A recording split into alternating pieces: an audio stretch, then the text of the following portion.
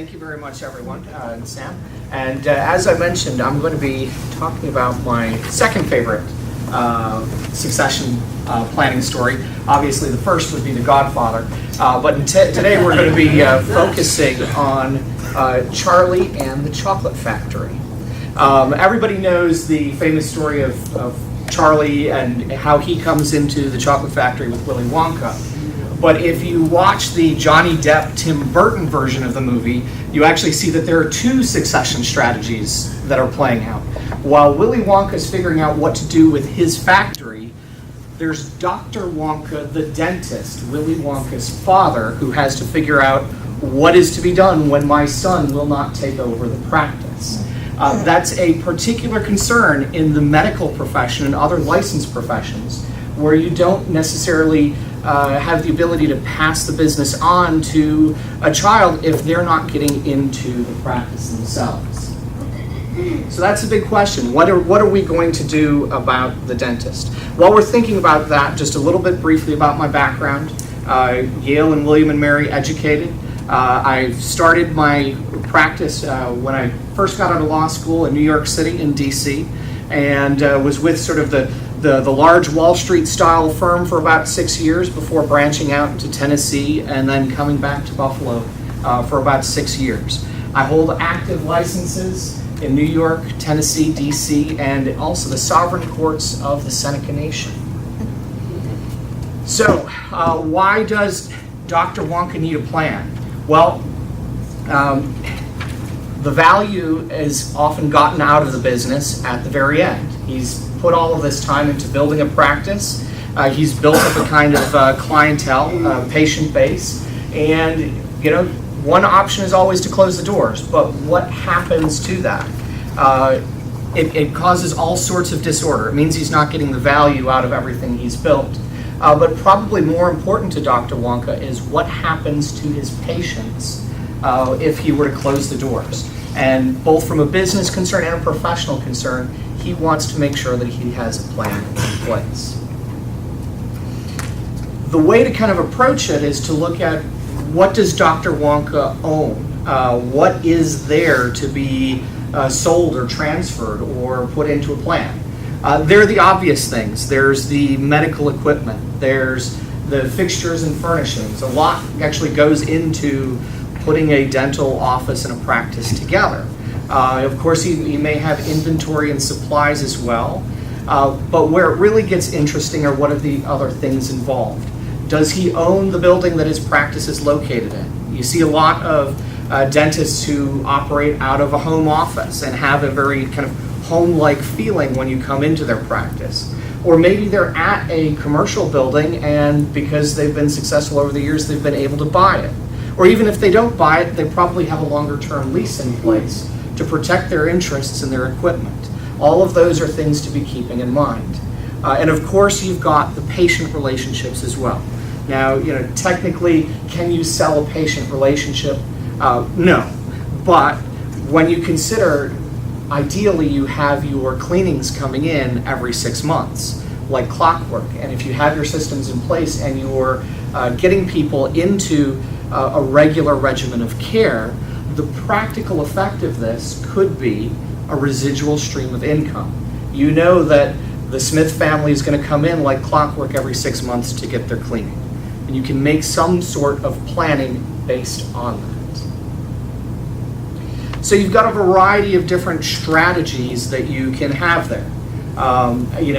Obviously there's the just closing the door strategy, which we don't want to even have on the table. There's the strategy of selling out. You've got a lot of consolidation in any number of industries. You've got those larger concerns like, say, your Stellar Dentals out there that are looking to try to buy practices. And that's always a possibility. You could have peers that you've worked with in the past.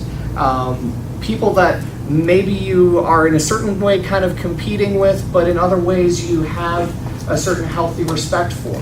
Call them frenemies perhaps, but it's the possibility that, well, I can send them to this other dentist who I know, like, and trust, and at least I know that my folks will be taken care of. You could also, depending on who Dr. Wonka's team is, maybe sell to an insider. Now, if you've got an unlicensed hygienist, she probably won't be able to take over the practice. But maybe if you've built up the practice to a point where you have a junior dentist on board, that might be part of a conversation. Depending on the licenses involved, depending on the business involved, selling to the workers, selling to the insiders may or may not be a possibility. I talked about that junior. Maybe you're talking about having an understudy in place. That baby boomer doctor, dentist has a Gen Xer dentist coming on board, and that could be part of the succession strategy. Depending on what pieces are on the board, you could do any number or even a combination of these strategies. Each have their pros and cons, and the point is to think about it before you need it. Now, in the dental and medical world in particular, but any kind of licensed practice, you do have some special considerations there. Like, you just can't sell a law practice to a non-lawyer. You can't sell a dental practice to a non-dentist. You need to have somebody in that profession.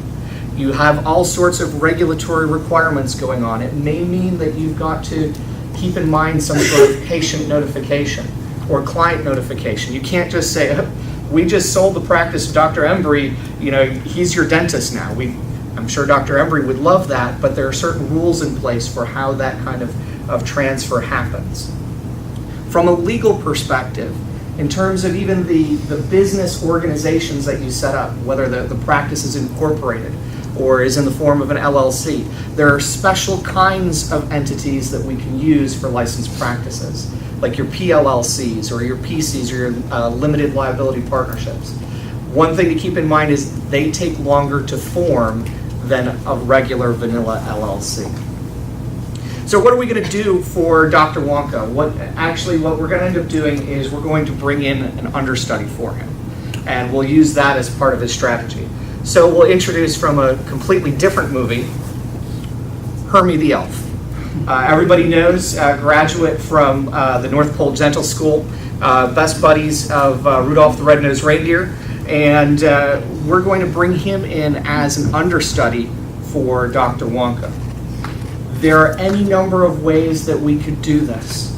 Keep in mind that Hermie, as a younger dentist, probably has all sorts of student loan debt. Doesn't necessarily have the cash on hand because he hasn't been in practice very long.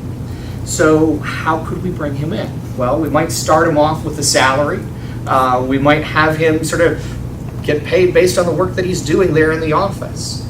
We could even have some sort of deferred compensation type of program in place for him, where over the years, as he performs, part of his compensation might be shares in the practice.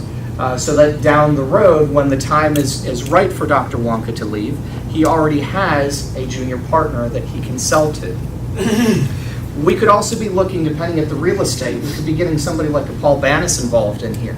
Maybe Dr. Wonka wants to continue on as a landlord, and maybe he's getting a rental payment from Hermie when Hermie takes over the practice.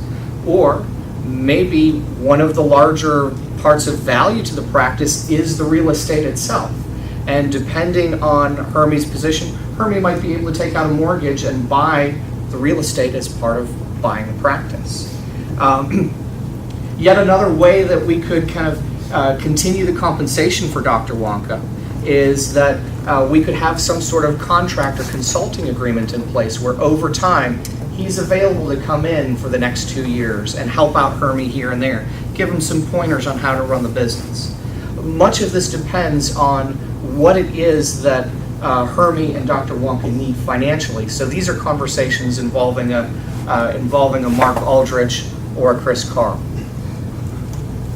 As we're kind of wrapping up, the key in all of this is put it into writing. If you don't have it in writing, it doesn't matter. It isn't there. It doesn't exist.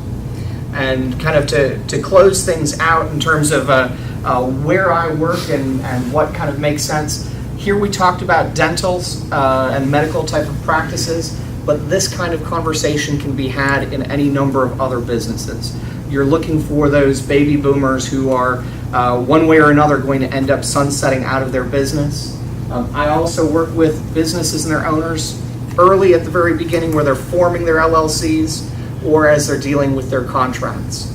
And the best people to tend to introduce me to tend to be in that financial or business sphere. I also love meeting other attorneys who have a narrow practice where they and I can work out well together in the sandbox.